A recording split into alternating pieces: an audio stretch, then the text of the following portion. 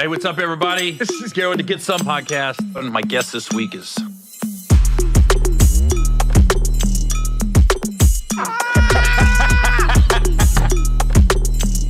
This motherfucker Gary.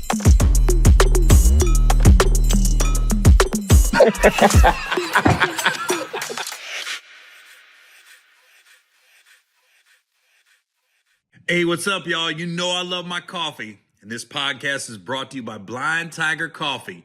Now listen, go to blindtigercoffeeroasters.com/Gary and enter code Gary, Gary, at checkout, 20% off your first order.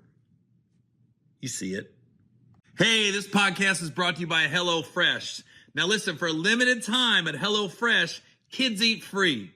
Go to HelloFresh.com/GetSomeKids to unlock this exclusive offer. 1 free kids meal per box for 2 months while subscription is active. That's free kids meals just by going to HelloFresh.com/GetSomeKids. HelloFresh, America's #1 meal kit. Hey, what's up, everybody? This is Gary Owen with the Get Some podcast, recording this week live from Tacoma, Washington. We're going to start off with my schedule. This weekend, I am in Hartford/Manchester, Connecticut at the Funny Bone, August 23rd through the 25th. August 30th through September 1st, I'm in Philadelphia, Pennsylvania at the Helium Comedy Club. September 6th and 7th, I'm in Honolulu, Hawaii at the Blue Note. And September 9th, just announced, I'll be in Kona, Hawaii. We're going to have, just go to my website, garyowen.live. I don't have the link to where that show is right now off the top of my head. And then September 13th through the 15th, I'm at the Comedy Zone in Greensboro, North Carolina. September 20th through the 22nd, I'm in Richmond, Virginia at the Funny Bone. And we'll just finish up September. 27th through the 29th of September, I'm in Virginia Beach at the Funny Bone.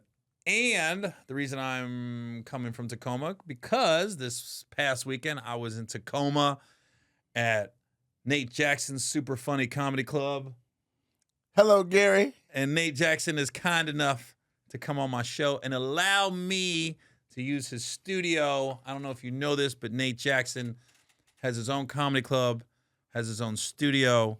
He has a coffee shop, a strip club, an Asian massage parlor. He has a free needle return program in the city of Seattle.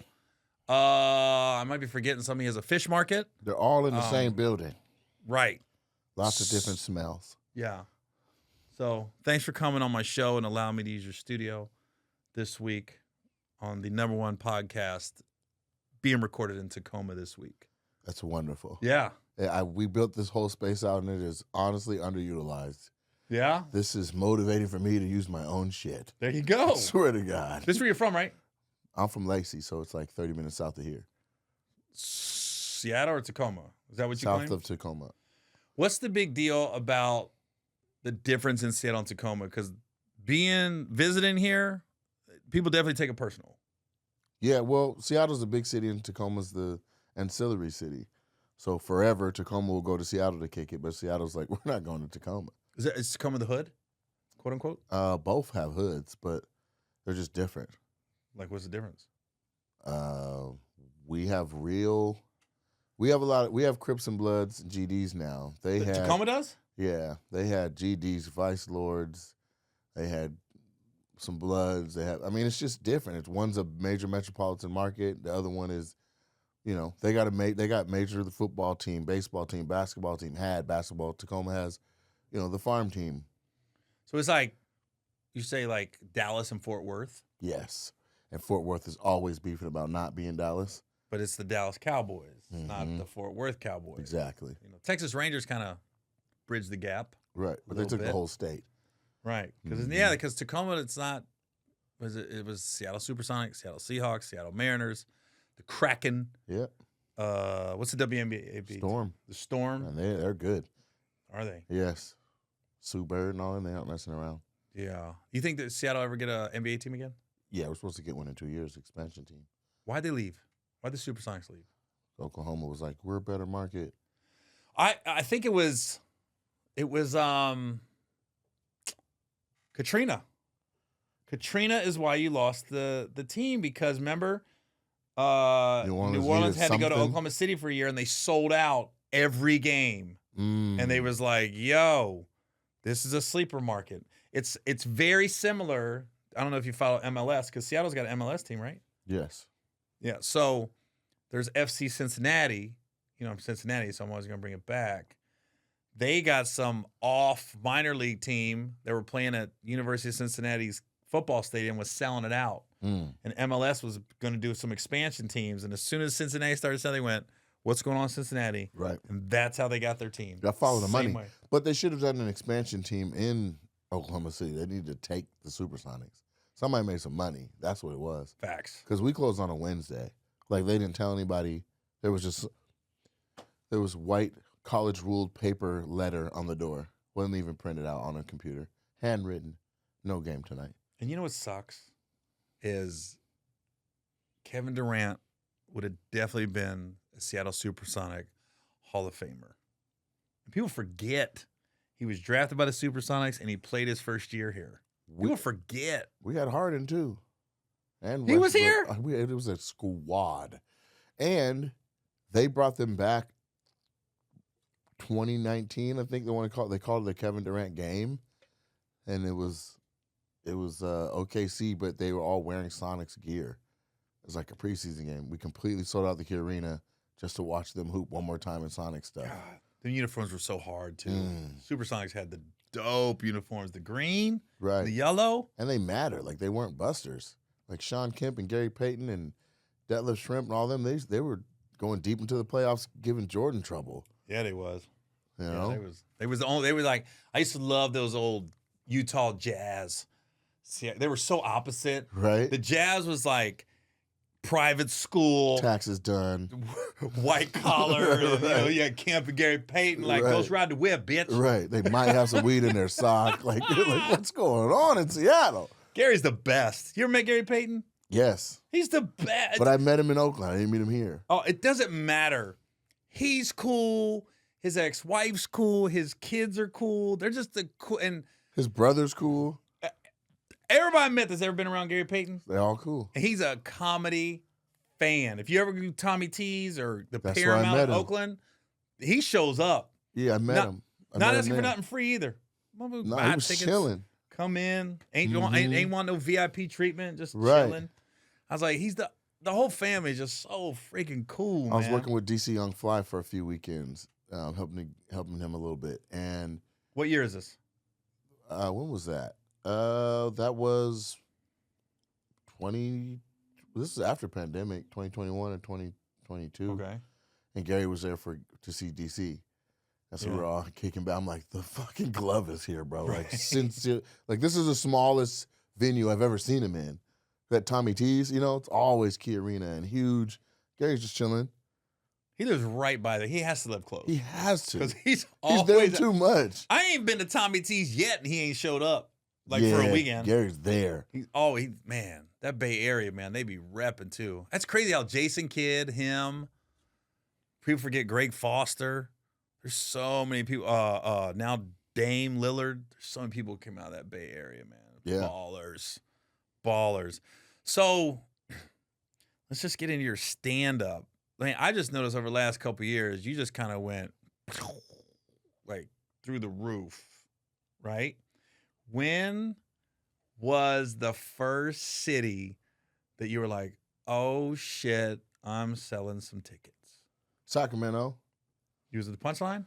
No, I was at Jenny's Club at Laughs Unlimited in Old Sac. Oh, wow. Yeah, and it was actually kind of funny how it happened. So I started posting consistently online and stuff. I guess you could call it an origin story. I've been doing it 20 years, and it's common for somebody to be very funny and from this market and don't nobody know. From the Northwest. Okay. Right? Like, the only other comic, worth, like, significant that has gotten to the bag real good, I'd say, is Joe Coy. He's from here, but he claims Vegas is where he started. Right. Anyway, so Matt Rife comes to the club one year and he sells, 55 tickets across 5 shows. What club? Mine. Nate Jackson Super Funny Comedy Club. Yes, in Tacoma, Washington. Superfunnycomedyclub.com. Shameless plug. The next year, he's set to come, and I see the way Seed Engine, which 90% of comedy clubs use for their ticketing, shout out to the Helium branch of comedy clubs. That's who created that. I see that there's ticket sales, but it doesn't say what act they're coming to see. I just see like, okay, if something's moving this week, like hot. We have the shows that weekend, and it's not an above average turnout. So I'm like, well, who was all the sales I saw for? So I go look, and it's Matt. Matt's got 4. He was doing 4 shows. He's got 3 shows completely sold out. He'd only been online for a week and a half. Mm-hmm. So I called him, and I said, Matt, what the fuck, bro? What happened? Yeah. This is a massive needle jump. He's like, oh, I got on TikTok. I said, man, I have a TikTok. I don't use it. I don't even go. I just see all the little dances. He's like, no, they're fucking with comedy. Go on there and look. And I was like, is it worth it? He's like, Doug, I stay up all night long. I edit my own stuff. I do the captions during commercial breaks. I post my own shit. And yeah, I do it. And I was like, all right. So I go on there. I look on his page. I take a screenshot that day. I go on the next day, take a screenshot, and I go back and forth between the two. And he legit has like 18,000 new followers. And at this time, Instagram was kind of stagnant with new followers, right? Yeah, like facts. Once people got theirs, they're like, this is how I'm not following a new person. My stuff's set up. So I just want to make sure timeline. This is like what 2022, 23 we're talking about right now? Yeah, Keela, would you say 2022? Okay. Summer of 22. So, okay, 2 years ago. Yeah. And so I'm at Gersh with Val Salute. And I'm like, I need a heat check date because people are coming to my club and they're coming from out of town, and social media has moved a lot. I went from 0 to, I think I had 350,000 followers on TikTok. And I was like, listen, I grinded for years to get to the 140 I have on Instagram. Yeah. To just eclipse that in a couple of months, I'm like, we need a date. We need to see. And everybody in the comments, when you coming, when you coming, when you coming, come to this, come to that, come, all the cities that they want to see you in. Yeah. Can't get any wiggle room on that. So I called Jenny, who is a club owner herself. There's the main clubs, and then there's some independently owned clubs around the country, right? So I do a 5-city tour with literally just friends of mine that own clubs, and we see how it's going. I sold out 1, 2, 3, 4, 6 shows sold out. In Sacramento. And to where she does not normally do Sunday shows. She doesn't have the staff for it. Like, she doesn't have another batch of staff that can come and hold it down. Whoever did Friday early is also there when you add your Sunday late. These people, they're getting burnt out or whatever. She's like, I'm going to do this for you. Excuse me. She's like, let's go. So all 6 shows sell out. Across from her club, well, kind of like a catty corner, is a hotel that you stay at. If anybody's in town doing the Crest, they usually use that same hotel as well. Mm-hmm. I used to smoke cigarettes. I'm standing outside at the little smoking area having a Newport, and I see my homeboy Barry Brewer, comic, jump out of an all-black, like a Suburban. It's like, Nate. I'm like, what are you doing here? He's like, man, I'm working with Country Wayne. I was like, oh, that's what's up. He's like, have you met him? I'm like, I haven't met him. He's like, well, he's right there. You want me to get him? I was like, I guess my cigarette's going to be gone soon, but if he's going to come over, let's meet it. So Wayne hops out, comes over, cool-ass conversation. Yeah, Wayne's a cool guy. Yeah, we talked for like 20 minutes. But in that conversation, he's like, man, I wish I would have knew you was doing the club this weekend, man, because you're so cool. When I come in with all that, all the Facebook and all that heat, man, I don't want to hurt anybody's weekends and stuff. And I was like, oh, no, all my 6 shows are sold out. Yeah.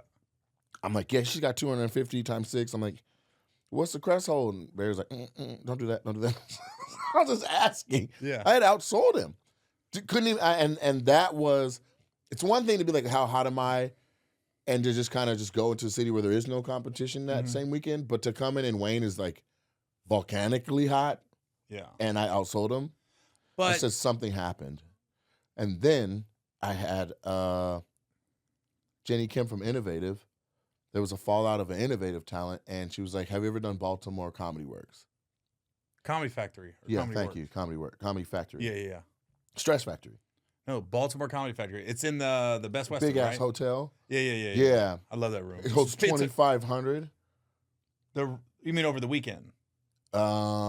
No, it's huge. I think it holds like almost 500. Yeah, for so one 5 show. shows is 2,500. Right. It's the biggest club on the East It's Coast. huge, yeah.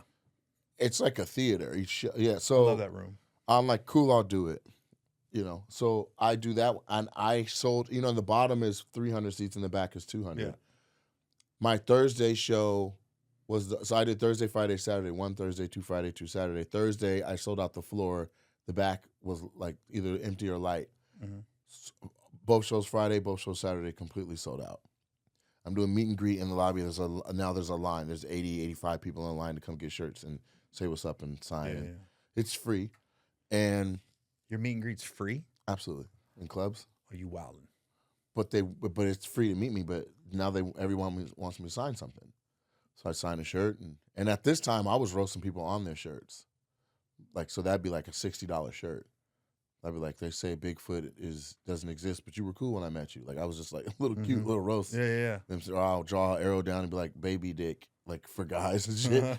Anyway, so it was. I can't do that now. It's too much. But I finished through the meet and greet line, and then 2 agents from CAA approach, and they had waited and let everything fine down. And Wiggs was there, you know, Tracy Wiggs from colleges and shit, and we just got to kind of chopping it up. When I was like, I'm at Gersh. And this is a heat check gig. I'm just trying to see what's good.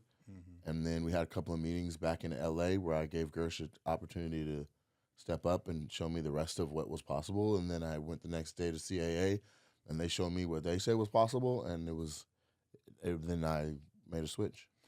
Let me ask you this. Have you gotten any passive aggressive OGs? Quote unquote. I know exactly what you mean. And because I hear that a lot, because I'm at where I'm at, like I've come to realize, oh fuck, I'm an OG now. When like DC Young like, what's up, Unc? Oh, okay. yeah, he does that shit to me. I'm like, shut the fuck up. I'm like this. I know your dad was 60, but damn, man.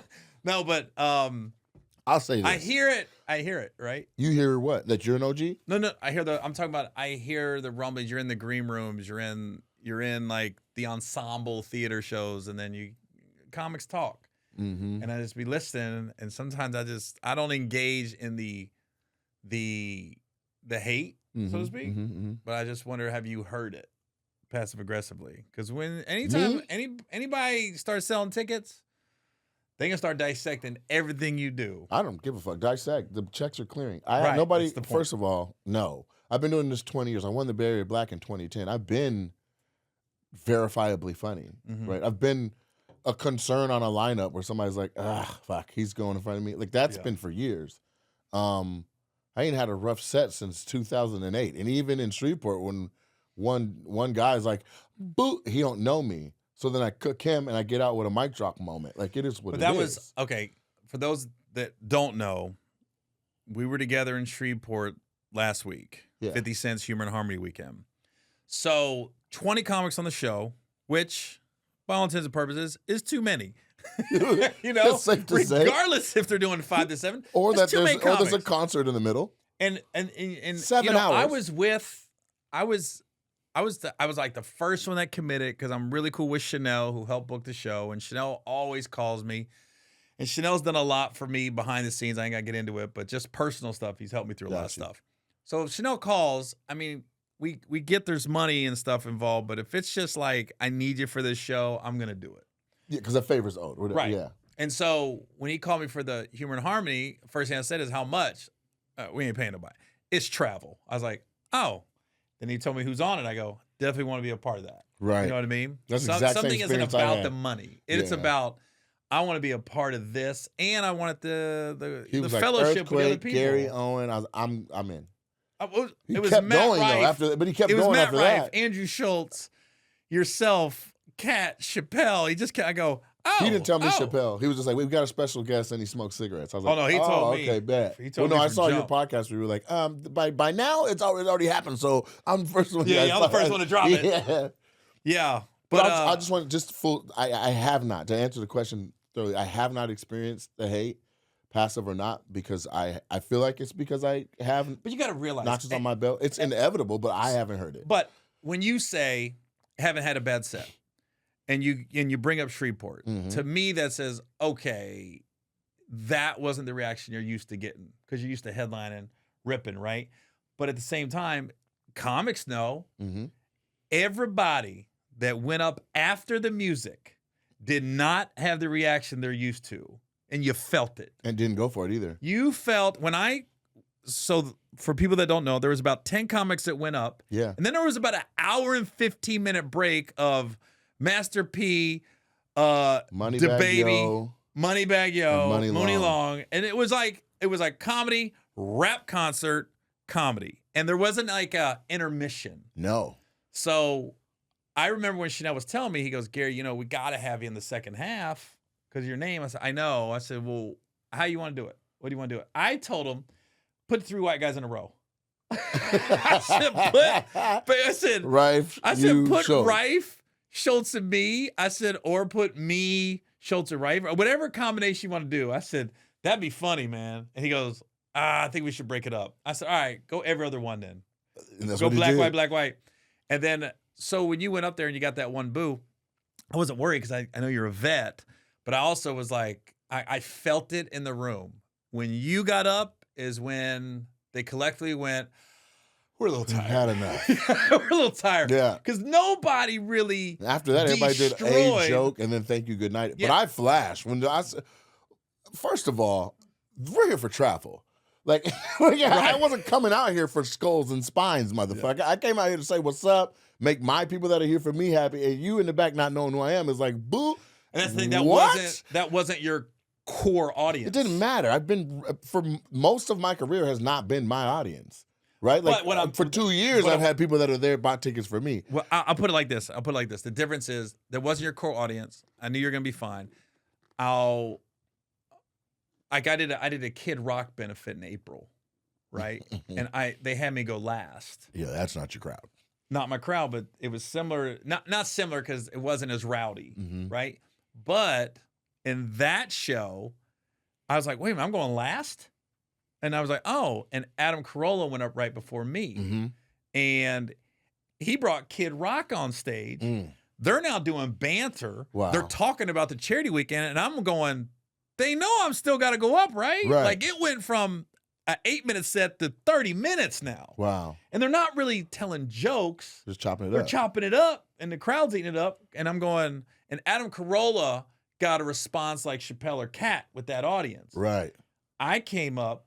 It was like a standing 8 count. And I said, all right, I already know this first couple minutes is just catching their breath, but I had to like revamp my set, like what's going to get this crowd with this shit? And I figured it out. And by the end, and I did get 20 minutes, not like that.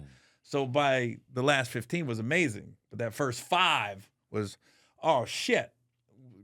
That's why I'm saying with you, we only got 5 to 7. We had 8. And I got to open the hood and see what's making that sound. So I grabbed the right tool to hit them with. Yeah. And I honestly walked out like, I'm going to do this joke or that. And as soon as I started, I was like, nah, I bailed on 2. I could show you my set list. I bailed on 2 jokes right off top. Yeah. Then I was like, fuck it. And I ended with what I closed with was where everybody's counting and then somebody ain't got no bit. And it was literally, I had a mic drop moment. Yeah. But I was like, goodness. But the full answer to the question, no, I haven't experienced that hate. And even that, it wasn't like somebody was like, see, that's why it wasn't even that. Yeah. I have not. Yeah. Right? Like, I've put in a lot of work. I have done good business. I have put a lot of money in different comedians' families' pockets. Yeah. Feeding, I'm giving back to the game. And in a way where, like, at the very least, you're going to respect that aspect. Like, well, Yeah. So, no, I haven't experienced it. And then like, my OGs are people that everyone respects. So even behind a closed door, like Rodney Perry's not going to let you badmouth me. Coco Brown's not going to let you badmouth because they've seen me come up through the trenches as the young guy that earned it. And that's the difference. If somebody else pops out of nowhere like that, you're like, where did you fucking come from? Right?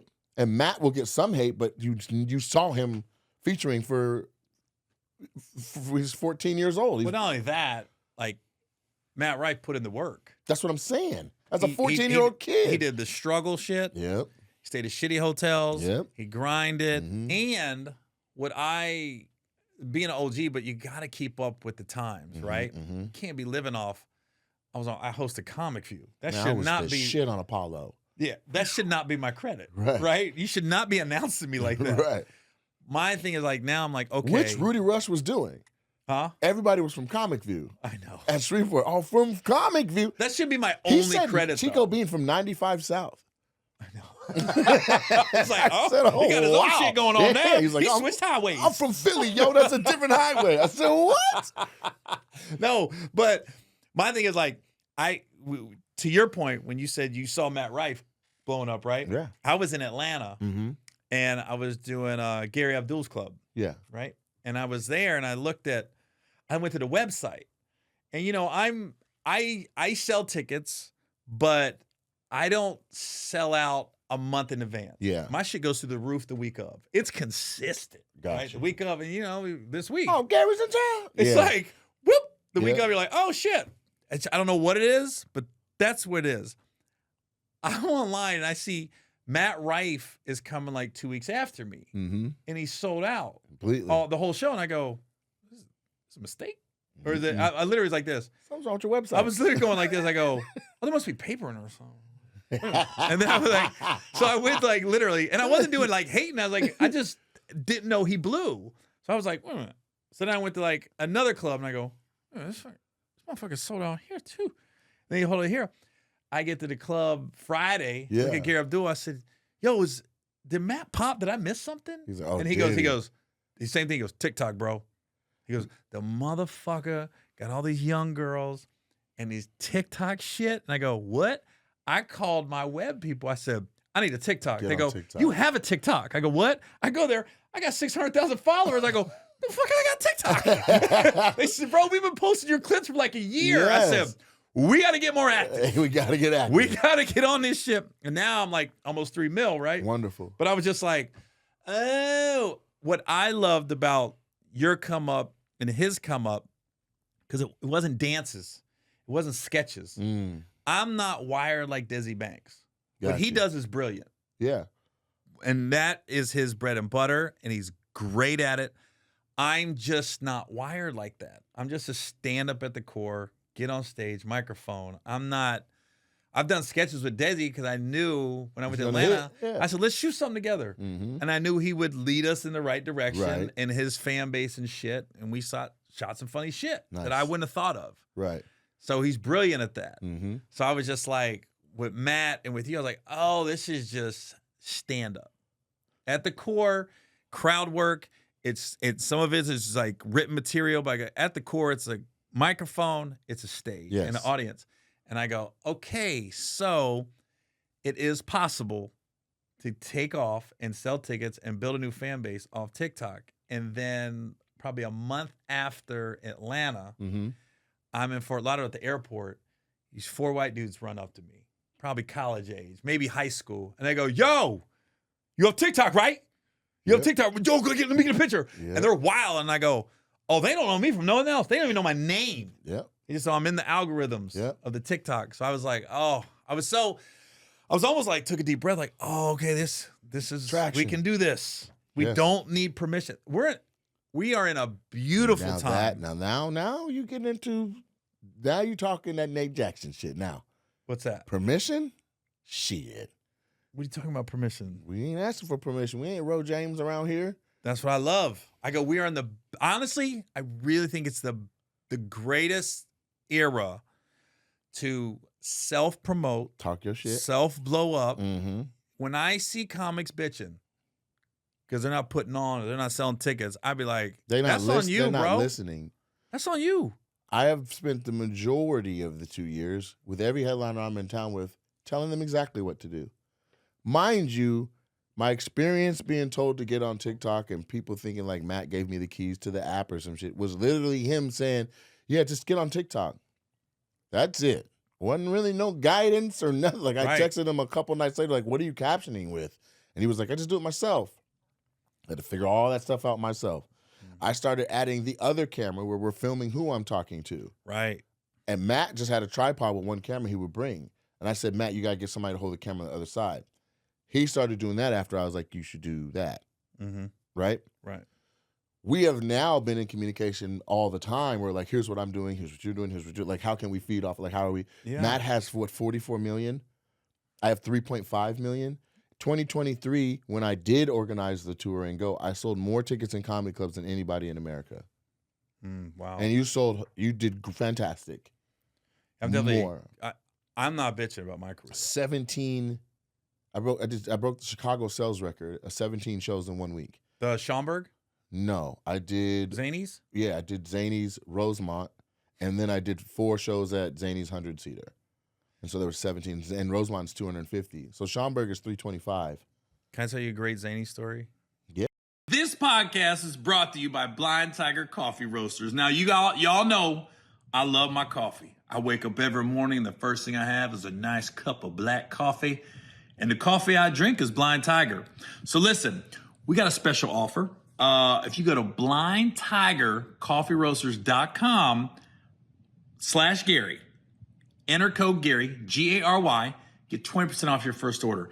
And not only that, look at this bag, the Florida Man. The Florida Man blend, it's a limited release. There's only 100 bags of these in existence. Once it's sold out, it's gone. So you can get one of these Florida Man bags. You hear that? That's fresh beans, baby. You smell that? Oh, yeah. I can smell it. Ooh. If you want to wake up, you want to pick me up, Blind Tiger Coffee. Fresh. To death. You know what? I'm going to have me a cup right now. All right, y'all. Blind Tiger Coffee. They got a cool website, too. Check it out. Hey, this podcast is brought to you by HelloFresh. Now, listen. As a comedian, I'm always on the go. I'm looking for fast, easy, flavorful meals. And HelloFresh has easy-to-follow recipes that include pre-portioned ingredients delivered fresh. So no last-minute grocery store runs or nothing like that. I can just choose my delivery day. I open my box. I get to cooking. And now HelloFresh has new 6-portion plans that are perfect for feeding the whole family. Or you can just have leftovers for lunch the next day. Listen, I'm always on the go. I'm always looking for healthy, fresh, flavorful meals. And HelloFresh now has it. I can come home and I ain't got to think about it. Open the fridge or wait for the delivery, and I'm off to cooking. So listen, for a limited time, kids eat free. Go to HelloFresh.com/GetSomeKids to unlock this exclusive offer. 1 free kids meal per box for 2 months while your subscription is active. That's free kids meals just by going to HelloFresh.com/GetSomeKids. HelloFresh. It's America's #1 meal kit. This is totally off subject, but I was at the Schaumburg Improv, and a guy drove his car through the mall. Inside the mall? Yeah. So they shut the whole – Saturday was canceled. I had 3 shows. 3 shows that were sold out. Can't get that money back. Gone. I was like, fuck, right? So they just said, we'll be back tomorrow if they open up the mall. But this is the time when we were about terrorist attacks. Motherfucker was wilding. So they didn't know what this guy was doing. Right. I don't know what. I still don't know why he drove it through the mall and shut the mall down. Trying to get in your show. Right. No, maybe. I was like, I'm shutting shit down. I was like, Gary Owen in this bitch. So I find out Louis C.K. is over at Zanies, Rosemont. And this is right when he hadn't really been on the road. He was getting all the hate, the backlash. Coming back from all the... Yeah, he wasn't really back. He was just low-key. He did a show. Okay. Almost like a pop-up. Okay. I go there with my boy. We knock on the door. This guy's at the door. He goes, "We're sold out. We're sold out." I go, I understand, right. But clearly it's white people running it. I'm going, oh my God. So I knock again. He goes, the dude opens the door, goes, "Bro, we're sold out." It shuts the door in my face. I'm going, they got the wrong guy at the door, first of all. Right. I was at the UTA at the time. Okay. I called my agent at UTA, Joel, and I said, "Hey, I'm over here at Zanies and Louis C.K.'s here. Dude, I just want to stop in and see the show and say hi." I said, "But now it's personal. I got to get in." Like, my ego is not going to let me walk away with my head down. I go, "It's personal now." Right. So he goes, all right. Manager comes out. I'm talking. I hang up the phone. Manager comes out. "Hey, Gary. Sorry, man. He didn't know. Come on in, man. We'll get you a seat on the side. It's oversold." I said, "Just fine." I sit and watch the show. Go chop up with Lewis for a few minutes afterwards, And then I'm leaving. The same guy's at the door, right? I said, and I'm the one to try to make peace, right? Mm-hmm. I said, "Hey, man." I said, "I know you probably just didn't know." No, you want some get back. And he was like this. He was like, literally, I was like, yeah, so I probably know you probably recognize I'm a comedian and stuff like that. He goes, yeah, don't worry about it. And I go, now I wish I would have cussed you out. Yeah. Now I realize you're just an asshole. The motherfucker said, yeah, don't worry about it. Oh, I was like, why did I fucking apologize to you? Close the door and talk to him. Yeah. I was just like, it ain't worth it. So then I was like, that was my Zany's Rosemont. Only time I ever went in there in my life. It's a beautiful club, though. Yeah. The energy was crazy in there. It's a beautiful club. You haven't done Schaumburg? No. I love that room. I love the staff. They want me to come there because they said Schaumburg can pay so well. It does. And it's bigger. But I did a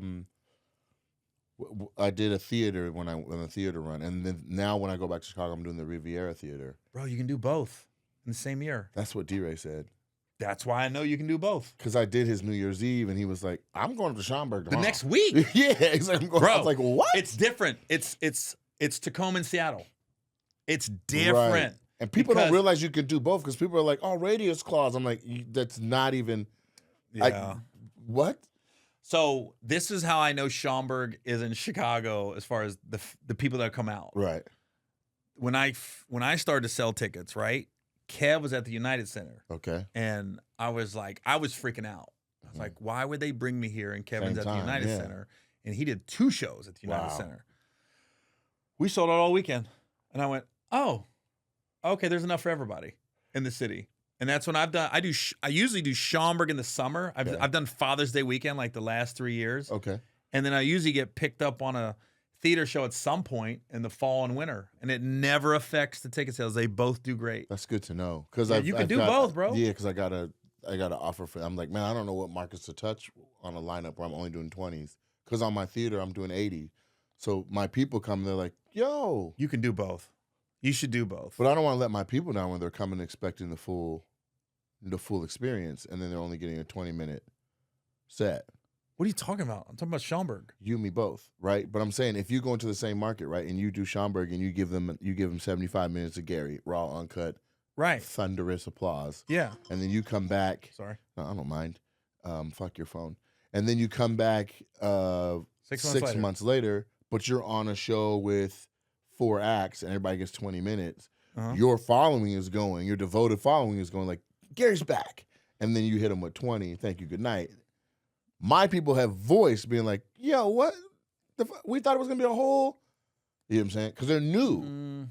Yeah, I mean, I could see that, but I don't think they're going to go anywhere, though. They might voice they want you to do longer, but I don't think they're not going to come see you again. Oh, no, they're going to come. But so my set is different than what anyone who else has popped recently in the last 5 years is different than what I'm doing. Like Matt is even doing a show, and then there's some crowd work. I'm almost 50-50, 60-40. Shows are completely different between 7 o'clock and 9:30. Yeah. Like literally, they're not the same. Mm-hmm. People are seeing me come to town, and they're buying tickets to both. Second show, I'm like, who? If it's a weekend, by the Sunday, I'm like, who has been in here for any other show? And there's like 20% of the crowd clapping. Where they're like, yeah, we're back. So yeah, they'll come back in 6 months. But my thing is, if I don't have the same set time, they're like, well, what the fuck? Chicago, I think it's a different audience. No, it's too big of a city. So yeah. I think Texas is like that too. Yeah. Like you're doing my New Year's Eve show this year. And we're gonna have a fucking ball. That. This is what I said too. So I do this is huge because this is year 10 of 10 years in a row. So this is how my New Year's Eve show came about was 10 years ago. They were doing music every New Year's Eve. Okay. And they said, yo, the promoter was like, I'm sick of Hurricane Chris. Complaining and shit. So Hurricane Chris and Lunell. I've had Lunell like 4 different years. I love Lunell. She was out of line with that, but he said, yo, we're going to bring you. So we did it the first year, and the place, if we do capacity, it's like 6,000 tickets, right? Mm-hmm. So we did like 2,000 the first year. But the third tier, they close it. Curtains. Yeah. Or whatever. Okay. So we did good. Plus they cut your expenses too. Yeah. Plus, it was me. Yeah. You could have sold 800 tickets and you was already in the green. Right. So the fact we sold 2,000, they brought it back next year. We sold a little more. Okay. Third year, then we sold out the third year. Yeah.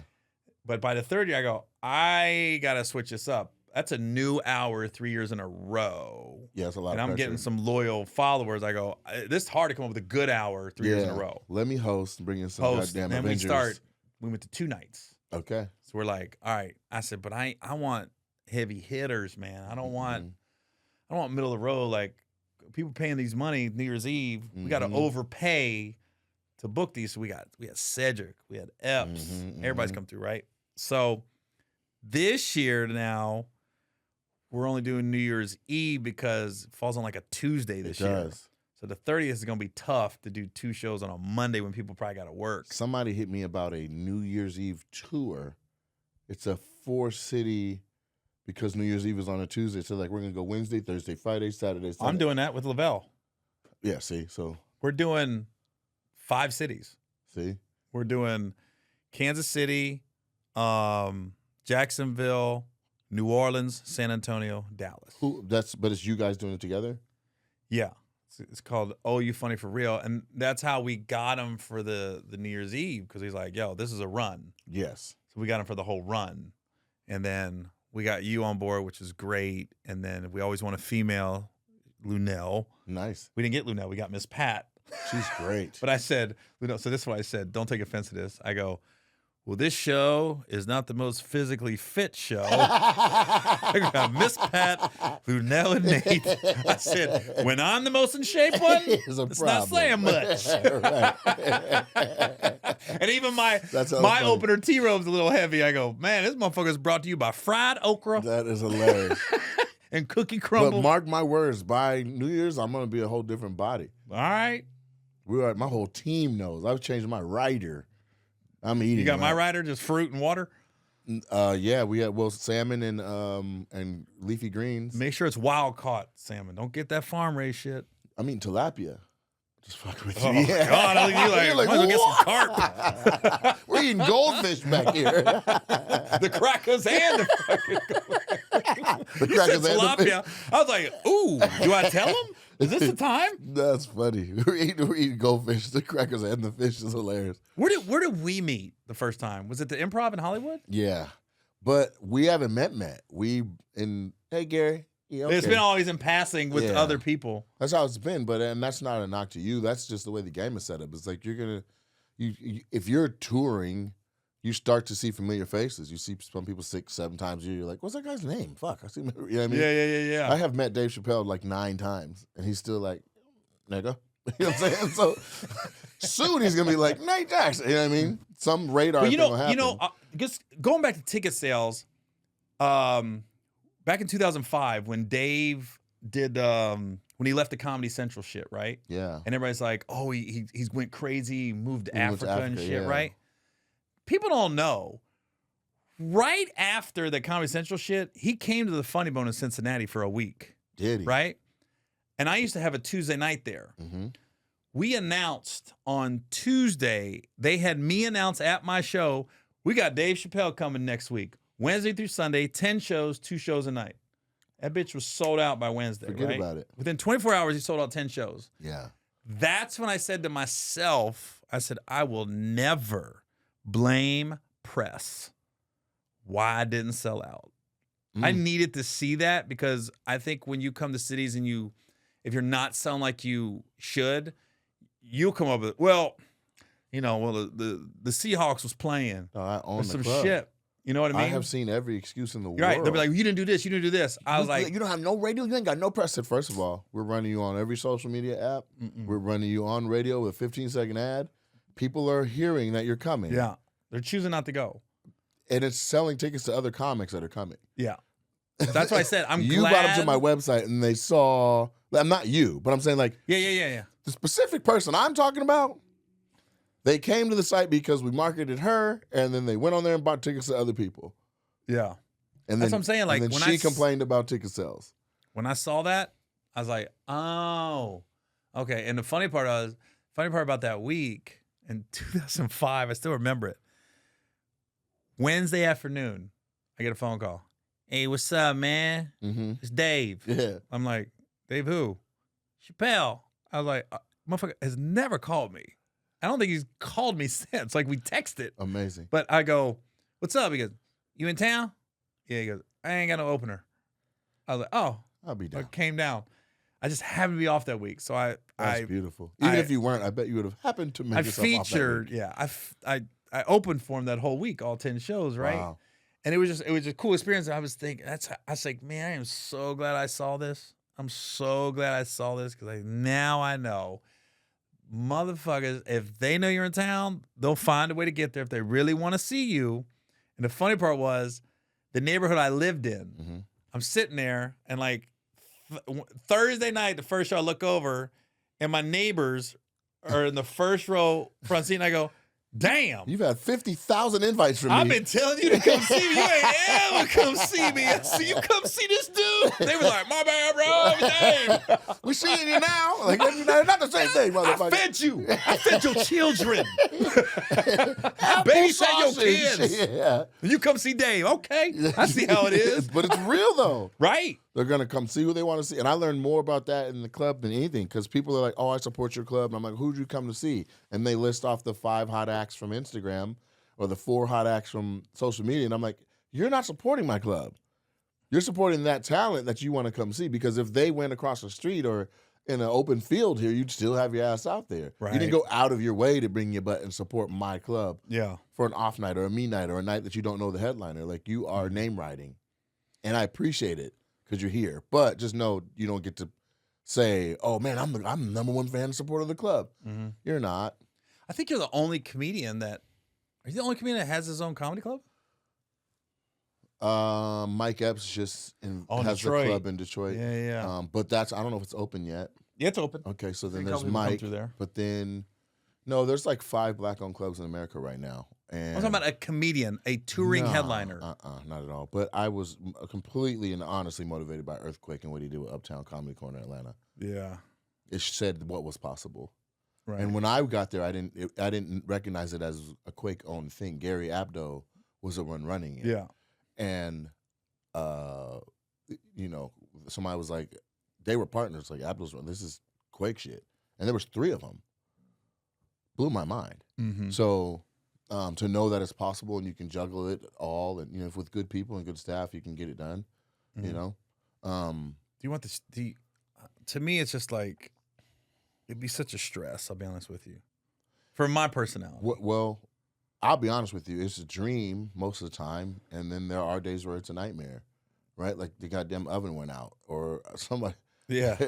The mop handle broke. I'm trying to.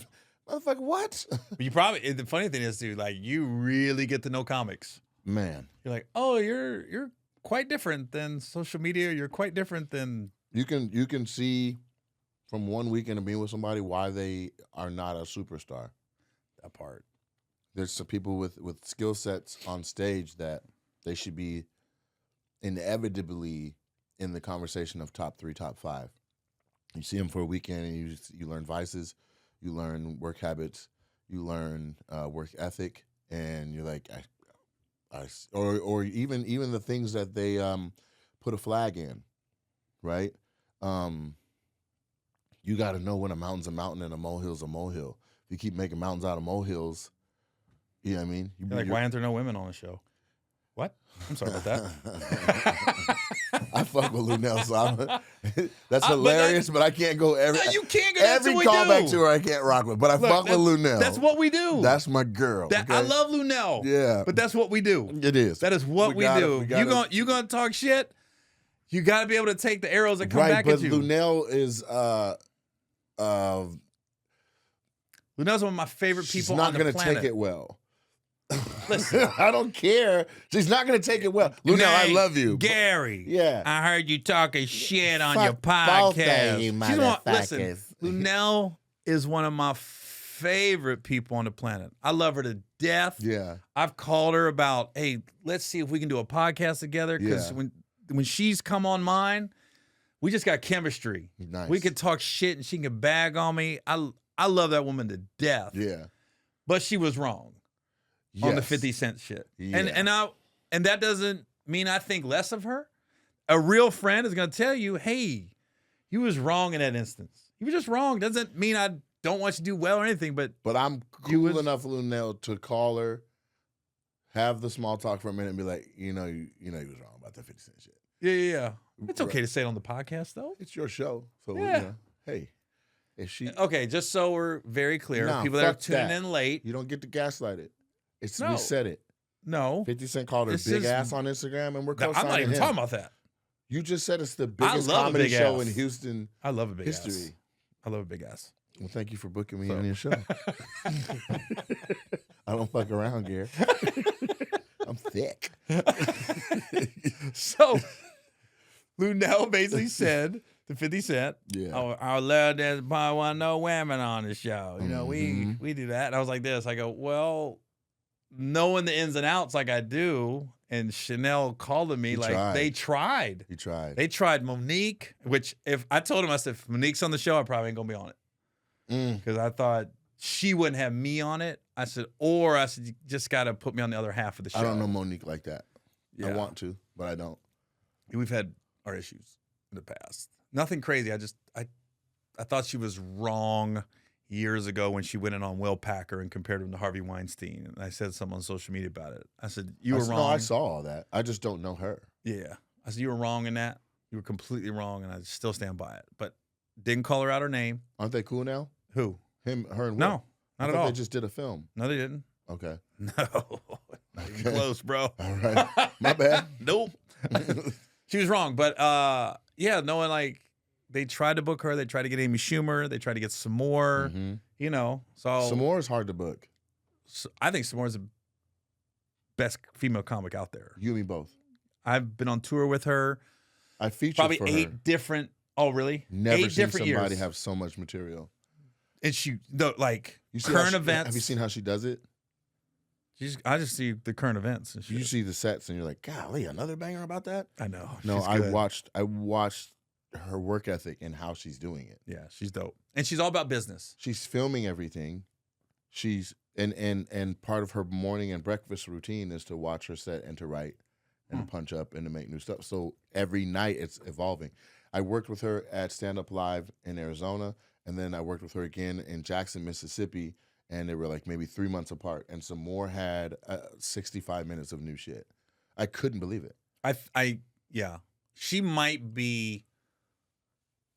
That's the strongest pen in comedy. If you can do she that, I'm saying she might be the strongest female in the history of comedy.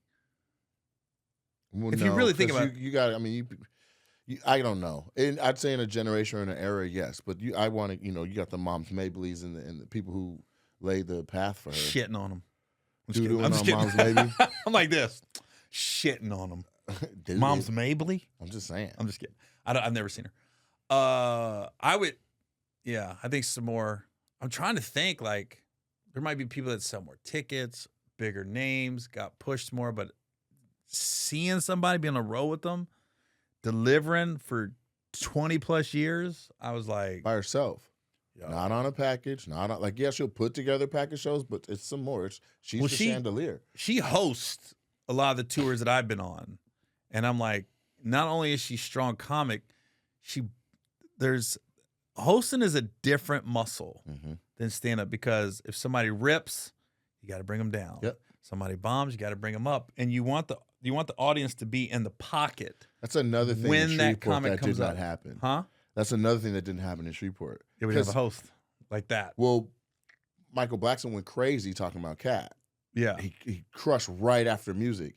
And while he was in his 5th minute, I said, Rudy, you got to bring it back down. Yeah, take a few minutes. He walked right out. And he was like, from BT Comic View. I was like, all right. Rudy's in a tough spot, though, because they're telling him, don't go too long. Because Rudy can go as a host. He Yeah, can be but long with it. as a host, you should know that there's going to be True. something inevitably that you got to cool down or heat up. True. So you'll have your time to eat. Rudy was taking his time and eating on his own way before it was necessary. So Yeah. then when it was necessary, he's like, I already shot my load. You know what I'm saying? Yeah. I can see By that. then, they're like, come on, keep it going. You know what I mean? We were literally 6.5 hours in at that point. So it's like, don't do no more time as the host. Yeah. They were lighting him. So Yeah. I get it. But had he Yeah. not been like, I'm going to do 12 up top just because, Yeah.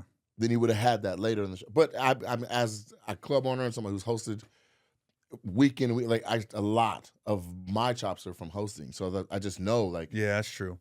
That is, I mean, it's a, wrong song It's an plays, or important somebody part. didn't come down the stairs, or somebody's like, "Hey, stretch a little bit. We still Yeah, passing. yeah. Just calm it down." It's like, all right, I got you. That shit's important, man. Horse is important.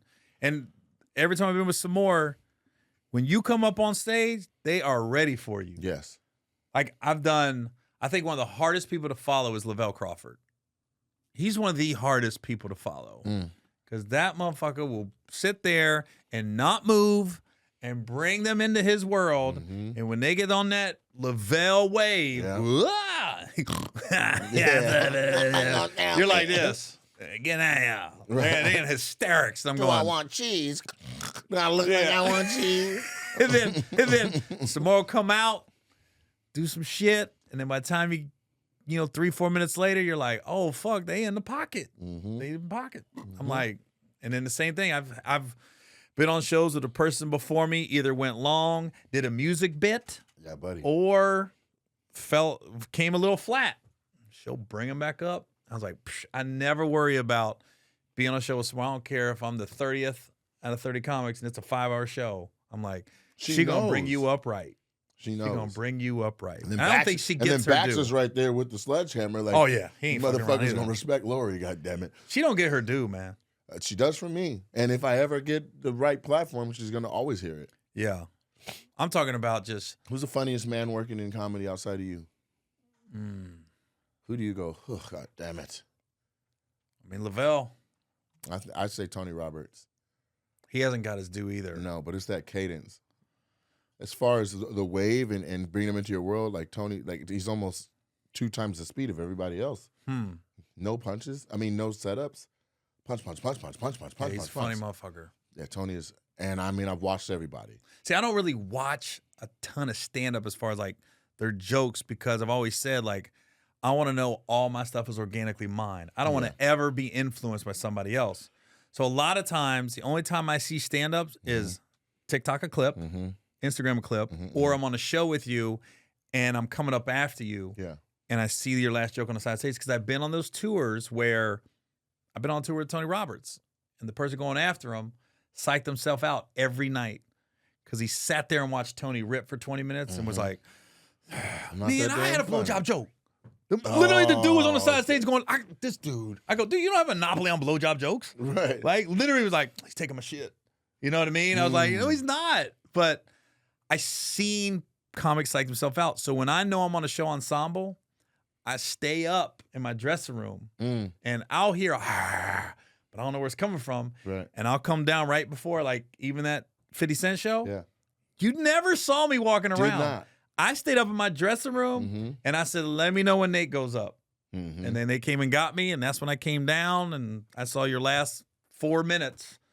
I was like, because I didn't want to psych myself out. I didn't want to be there like, fuck, they're getting tired, or that guy just ripped. Because I didn't want to see that. And it was a good time to like have my one-on-one time with Schultz, my one-on-one time with Quake, my one-on-one time with Rife, because it was similar to you and me. Too. Yeah, some time with 50. I didn't see him at all. I never talked to him. Oh, I thought you were in a picture. I didn't either. I was like, God, no, damn, I didn't there's get a lot of motherfuckers. motherfuckers I stayed standing around upstairs 50 Cent. in my dressing room. I was like, I'm here for the picture, Fifth. What the fuck? You That's always I came. 27 pictures for every comic on this goddamn show. Right. You better get your guys over here and smile with us. Yeah, I never did. I got enough pictures with 50 though. I mean, I was don't. Like, oh, really? No, I have he's the 49 best. cents, 51 cents, 73 cents, Cool but I as do shit. not have anything with 50 Cent. Nah, he's cool as Fucking anything. went man. all the way to Shreveport for travel. Put down, put in, helped. You'll get it. Yeah, it's gonna You'll have to get it. happen. He don't Damn it. forget nothing, man. Oh, he's And one of those he's like memory traps. And he's got you just gotta trust. But I don't know. Was he that invested in it, or was it like Chanel, do your thing on my behalf? Oh no, he was in it because I know Chappelle was telling me, yeah, Fifth said this guy called him to be on the show, so I reached out. Got it. I'm not gonna name any names, but Chanel told me like one he comic. told me that's why he called me, and I was like, okay. What? Oh, 50's. He must be He's watching on people top. on socials. Yeah, he's on top of all that shit. And it's similar to like Eddie Murphy. I always heard Eddie Murphy, you might not know it, but he used to He's watching watch stand-up. everything, yeah. And I was like, and I heard like 50 knows who's, I mean, not 50, but Eddie knows who's funny. Eddie knows who's out there in the streets. And Eddie threw parties all the time, doors open, so any comics could come through. And I just heard like, G thing was flashing on somebody and talking shit. Motherfucker, I was at Eddie Murphy's house for lunch, motherfucker. I was like, what? Then, Why is G thing at Eddie Murphy's house? Like, but no knock to G thing, but that's an open door policy. You know what I'm saying? Like, but that, so he's like, so who's hot? Like, that's who's telling him. You know what I'm saying? Yeah. Well, I always heard that rumor about Eddie. I always heard like he knows who's out there. Mm. And then when we did Daddy Daycare and we did the table read, he didn't come to the table read. Doesn't need to. He's Eddie Murphy, right?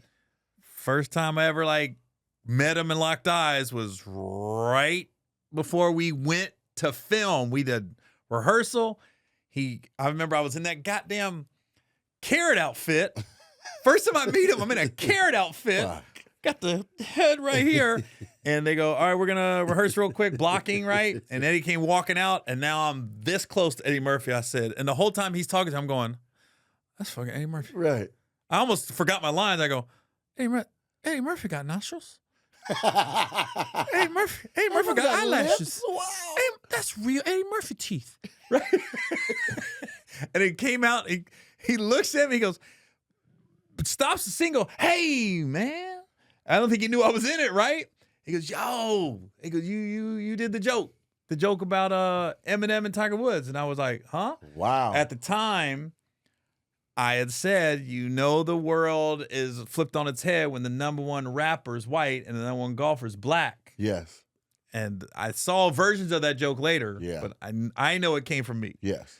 So I remember Eddie goes, hey, you did a joke about black golfer, white. I was like, yeah. I said, oh, man, I'm so glad you know who the first one to say it was because I've seen about 5 times since then. Right. And he started laughing. He goes, yeah, get used to it, basically. And I was just like, he knows my joke. I fucking knew who I was. Yeah, that's amazing. And here's the crazy part about Daddy Daycare. I got cool with the director, Steve Carr. Okay. Right? So he called me because Martin was getting ready to do Rebound. So I only had one scene in Daddy Daycare. Okay. But I made up the song. B-R-O. I made up the song at the audition. Really? The audition had like one line. Hey, boys and girls, you got a brand new cereal, Veggios. I'm sitting there like getting ready to do the audition. All the kids are auditioning that day. I brought a kid in. I asked his mom, can he come in real quick? So I walked in and I was slating. I was like, Gary Owen reading for Mr. Broccoli. And then they said, go. And I start snaking. And I go, oh, I had the kid in front of me. I start going around him. And I said, B-R. And I'm literally thinking of my spelling right. O-C-C-O-L-I. I am the broccoli. And they're looking at me like, the fuck's this guy doing? And then that was the only time I had an audition. They go, you got it. Like in the room, I got it. And then we go to shoot. And I don't do the song the first take. And the director goes, cut. Where's the song? And I go, oh, I didn't know if you wanted it. I kind of made that up in the audition. He goes, that's how you got the part. Do the song. Do the song. Oh. So now I do the song in the movie, right? C-C-O-L-I. I go to meet Steve Carr. He's got this part in Martin's movie Rebound. Okay. So he calls me, come down. I'm editing Daddy Daycare right now. We're doing your scenes today. So I go on the editing bay and we're sitting there. He goes, hey, put on his scene. And the editor is doing it. They weren't showing me dancing. They were showing Eddie's reaction. He goes, and Steve goes, the fuck you doing? And the editor goes, what do you mean? He goes, I got a 6'4" broccoli snaking. Show it. And the guy goes, oh, the editor was just on Eddie the whole time, which I understand. Yeah. But he goes, that was the funniest shit.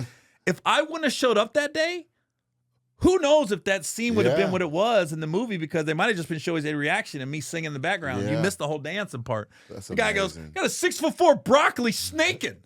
Show it. It's like this. That's awesome. So, well. Did you work with Carr since then? I just did Rebound and Daddy Daycare. I did 2 movies with him. And then when Funny or Die was around, he called me to do a sketch with Alanis Morissette and Alicia Silverstone. Okay. So that was, it's cool when guys just call you to do just shit. think of you. I flew into LA and did that Funny or Die sketch with Alanis and Alicia Silverstone. So that was cool to see, like Clueless. That had traction too. And then I was like, so that was cool. So he's used me a couple times, 3 times. So you can't ever think like, why have you used me in 20 years? Motherfucker get busy, you don't man. know when you're gonna get the next call. So That's why this whole Hurricane Chris shit with 50 Cent is like, why are you burning that bridge, bro? Literally, he's buying the whole city and you want to be on the shit list over there? He's in your hometown. Thank you. Right. thank you for putting money into my community. Thanks you. He's mad because he gave cops money. What's he supposed to do? I don't know, but I felt very safe. And the cops weren't intimidating. The cops were They were fans. with us. Yeah, like, hey, man, you the dude from TikTok. Yo. I was like, man, hey, man, I ain't do it. He was like, chill. Yeah, they were so polite. The We white love you ones, here. the black ones, the women, the men. Hey, how you doing? They're saying hi. Yeah. Oh, you drunk? Don't worry about it, man. Don't drive. Like, everybody were was not just tripping. cool. They was like with us. I was like, this was how you think police should be Yes. at a black event. Yes. You would hope they're all like They were that. not our enemy and like, we going to pop all of them and all that. At all. No, we're like, can you move your truck? They're like, give me just a moment. They're moving their trucks Oh for my people. God. They were so polite. I was like, Yeah. and then you got and then when I saw him going off, like, I go, that's why he didn't use you. That's why. You mad? How about people in Shreveport that Fifth is talking to regularly, and nobody was like, hey, man, make sure you get Hurricane man. Chris.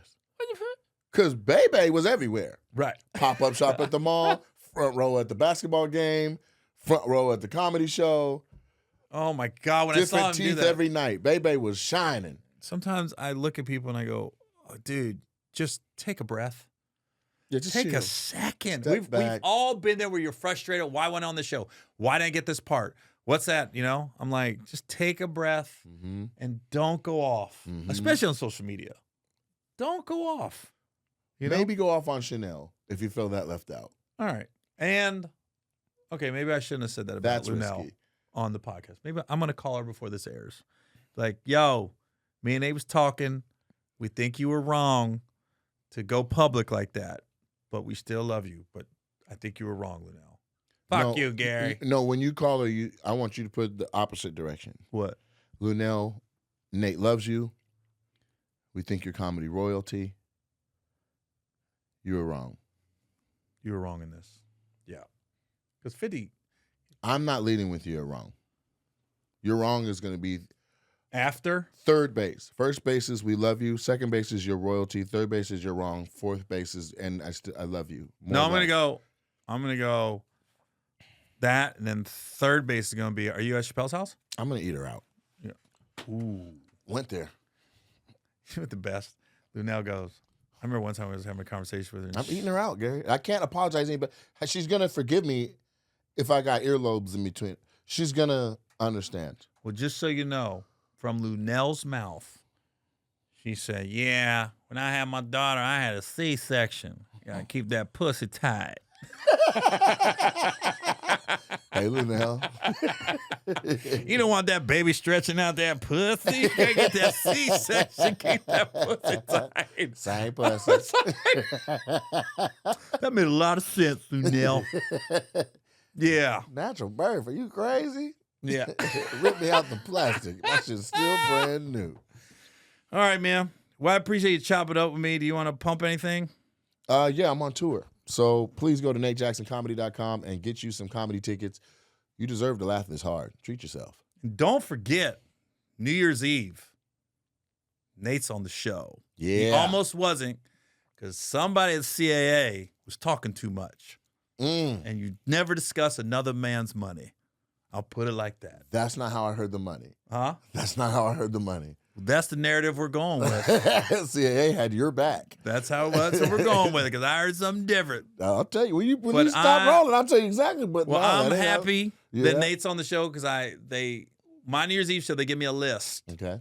And they're like, who you want? And I go, we always got to book the headliner first. Yes. And then we work our way down. I said, we got to lock in the headliner. So we got Lavelle locked in. Mm-hmm. They gave me a list of about 20. And I'm not saying that because you're on my podcast. I was like, if we can get Nate, I go, he's got heat. He's got a little different audience than what we're normally promoting to. I said, it could be magic. I said, so let's try to knock in Nate. And then we found the female after that. So that's how it came about. So I'm glad I called you personally. We worked it out and we got you on the show. I was so excited when they said Nate's in. I go, thank God.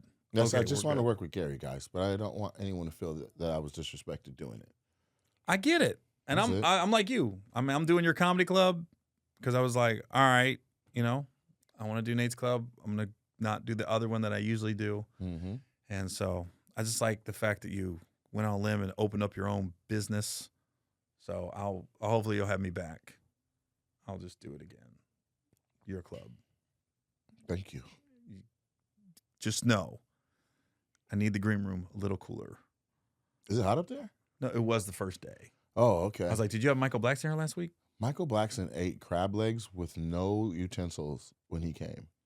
Picked them up, bit through the shell, and chewed them. Bet you that green room was 85 degrees. And it was hot and funky, and he was barefoot. Ooh. Yeah. Taking it back to the old school. I said, where do they do that in Philly? Right. He's in Lean on Me. That was before Joe Clark I saw him in the crowd. Yeah. I saw that on the video and said, tell me this ain't Michael Blackson. Right. Thanks. That's amazing. Well, thank you for having me, man. Yeah, man. Thanks for having me. Thank you for coming on. And we will see you next time. See you guys later. That's how we end the show. Fuck it. We love you, Lunell. You know what it is. That pussy stayed tight.